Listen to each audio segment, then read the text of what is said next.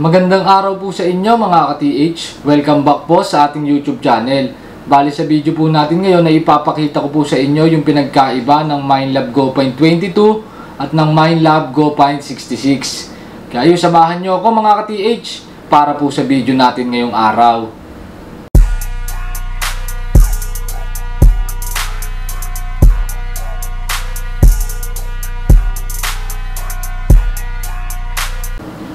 Ito mga ka-TH yung ating Go.22 at ito naman yung ating Go.66. Mapapansin nyo mga ka-TH, pagdating sa itsura o sa appearance, almost same lamang sila mga ka-TH. Mas malaki lang ng konti itong ating Go.66 compare kay Go.22. Pero sa timbang mga ka-TH, almost same lang din sila kasi ito saktong 1 kg siya o 1 kilo. Ito naman is 1.03 naman yung kanyang timbang. So, konting-konti lang yung diferensya. Parehas pa rin silang ultra lightweight o napakagaan at hindi siya nakakangalay gamitin. Kahit maghapon nyo siya gamitin, hindi kayo ganong mangangalay. Hindi katulad ng iba natin na detector na medyo mabigat. Tapos mga ka-TH, yun naman kanyang surge coil, kung mapapansin nyo, mas malaki ng konti yung kay Go.66 compare kay Go.22. Ito kasi si Go.66, ang sukat ng surge coil nito is 10 inches. 10 inches itong surge coil niya. Samantalang itong si Go.22 naman is 8 inches lang yung kanyang surge coil. Bali parehas waterproof itong mga surge coil na to mga ka-TH. Ang waterproof lang dito is yung coil. Pwede nyong ilubog sa tubig to mga ka-TH, yung kanilang surge coil. Pero hanggang dito lang sa part na to mga ka-TH. Huwag nyong babasain yung buong unit, huwag nyong ilulubog yung buong unit sa tubig kasi hindi sila fully waterproof. Inuulit ko, surge coil lang yung waterproof sa mga detector na to. At yung pinagkaiba nila mga ka-TH, bukod nga sa laki, is mas malalim yung kayang maabot ni Go.66 kasi nga mas malaki yung coil, mas malalim yung kayang maabot. At kung tatanungin nyo naman ako mga ka-TH kung ano ang maximum na kaya nilang maabot, yan po ay depende po sa inyong tina-target at depende sa inyong lugar na paggagamitan. Depende sa terrain, depende sa soil type. Kasi mga ka-TH, baka sabihin ko na 1 meter ang kaya ni Go.66 pero ang dedetikin nyo lang pala is coin. So, hindi siya aabot sa 1 meter kung coin lang yung dedetikin nyo. Depende po sa target. Kaya mas maganda mga ka-TH, kung bibili kayo nito, pag may nakausap kayo mga ka-TH, itanong nyo mabuti. Paliwanag nyo kung ano ba ang site nyo, ano ba ang target nyo, ano ba paggagamitan nyo, clear soil ba, o nasa rocky terrain ba kayo, o sa sand nyo gagamitin, kung pang treasure ba, pang nuggets, kung pang beach hunting ba, para masasabi nung kausap nyo kung ano yung posibleng maging lalim na kaya ng mga detector na to. So yan kasi ay dinidepende po sa inyong target at sa inyong paggagamitan. Yun po yung lalim na kaya nila. Kaya mas maganda pag mag-i-inquire kayo, tumawag kayo mga ka-TH para makakapag-usap tayo pagdating sa depth ng mga detector na to kasi nakadepende nga yan. Tapos mga ka-TH, ito nga palang ating mga Go.point na ito is battery operated siya. So gagamitan nyo sila ng 4 na pirasong AA battery para ma-operate nyo sila. Bali pag bumili kayo nito sa amin, wala siyang kasamang battery sa package niya, wala siyang baterya. So bibili kayo ang magpo-provide ng 4 na pirasong AA battery para magamit nyo siya. Kahit anong brand, basta AA battery, 4 na piraso, pwede sa kanya. Mas maganda kung pag bumili kayo, yung branded na yung bibili nyo para matagal nyo magamit yung detector para hindi madaling malobat. Lalo na kung yung site nyo is mga bundok para mas matagal nyo magagamit sa pagdedetect. Pagdating naman sa mode nila mga ka-TH, ito si Go.22 meron lamang tong 2 find mode. Habang si Go.66 naman ay meron siyang 4 na find mode. So mas lamang si Go.66. Tapos sa sensitivity naman mga ka-TH, meron lamang 3 level sensitivity si Go.22 at meron namang 5 level sensitivity si Go.66. Tapos sa volume naman mga ka-TH, parehas lamang silang merong 5 volume levels, kaya parehas lang sila pagdating sa kategory na yon mga ka-TH. Tapos yung iba naman nilang specs mga ka-TH, lamang na si Go.66. Kasi si Go.66 meron tong LED backlight mga ka-TH. So, meron siyang ilaw dito mga ka-TH. At si Go.22 naman ay wala. Meaning, pag gabi, pwede nyo gamitin yung Go.66. Makikita nyo pa rin yung mga icon na lalabas sa kanyang screen kasi may backlight siya sa screen. Tapos, ito, iwala si Go.22.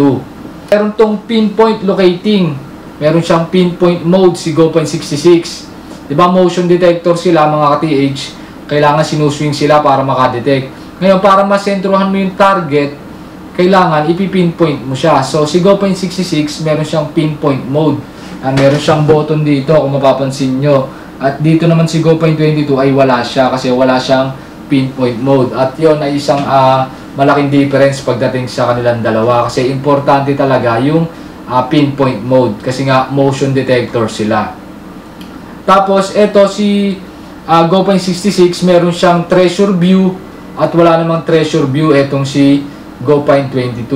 Ano ba yung treasure view mga ka-TH? Yung treasure view, meron niyang ilaw na lalabas dito sa may screen niya mga ka-TH. Dalawang ilaw yon, isang green light at isang red light. So pagka green light yung lumalabas, is possible na precious metals yung nadedetect natin tulad ng mga gold, silver, bronze o yung ibang mga precious metals. Pero kapag red light naman yung nalabas sa kanyang screen, meaning nun, posibleng mga ordinary metals lamang yung ating nadedetect tulad ng mga pako, ng mga lata o malaking posibilidad na mga basura lamang yung ating nadedetect. So, importante din yung ating treasure view kasi kahit papano, meron na tayong ideya kung ano ba yung nadedetect natin. Hindi naman tama sa lahat ng pagkakataon yung treasure view na yon. Minsan nagkakamali din siya. Kahit precious metal na nadedetect, minsan pula yung lumalabas sa ilaw niya. Pero kadalasan naman tama mga ka-TH. Kumbaga, may ideya na tayo mga ka-TH, hindi man laging tama, pero malaki yung posibilidad na pag nag-green is precious metal yung nadedetect natin. Tapos mga ka-TH, si Go.66 is na i-connect siya sa smartphone. Meron niyang app. Tapos, i-bluetooth paired nyo yan sa cellphone nyo yung app dito sa Go.66. At wala namang ganon si Go.22. Hindi siya na i-connect sa smartphone. At yun, yung warranty nila mga ka-TH is pares lang naman 2 years kasi same brand lang naman sila, Minelab. Tapos, yung presyo nila mga ka-TH is, ito is 17,900 siya ngayon.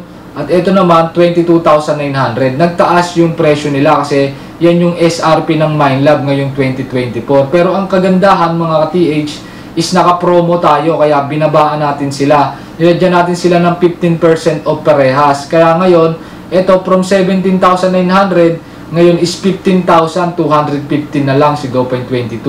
At si Go.66 naman, ang presyo niya na lang ngayon is 19,465. Yan na lang yung presyo niya ngayon. Hindi na siya 22,900 na SRP ng Minelab. Kasi naka 15% promo tayo ngayon mga TH. At itong mga detector na to mga TH, available yan dito sa aming store. Pwede kayong mag-visit dito mga ka-TH, basta mag-inform lamang kayo kapag kayo ay pupunta para makapag-ready ako ng tao na mag-a-assist or magde-demo sa inyo. At kung malayo naman kayo dito sa aming store at hindi kayo makakapunta, pwede naman kayo mag-order nito, message nyo lamang ako or tawagan nyo lamang ako sa ating contact numbers. Pwede to via LBC, cash on delivery or cash on pick-up. Nga lang medyo may babayaran kayong konting shipping fee.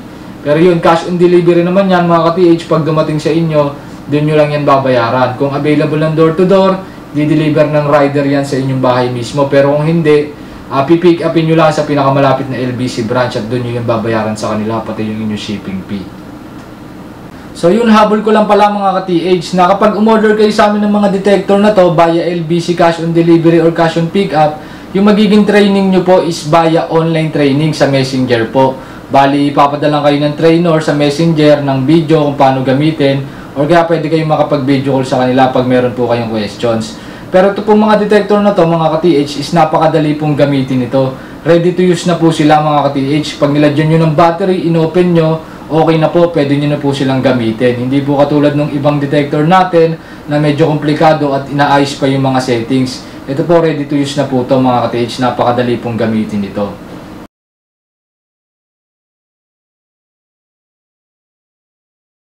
At ayun mga ka-TH, bali hanggang dito na lang para sa video natin ngayong araw. And pag may questions kayo mga ka-TH, tawag or text lamang kayo sa ating contact numbers. At ayun, see you mga ka-TH sa mga susunod na video natin, and happy hunting sa inyong lahat, and God bless mga ka-TH.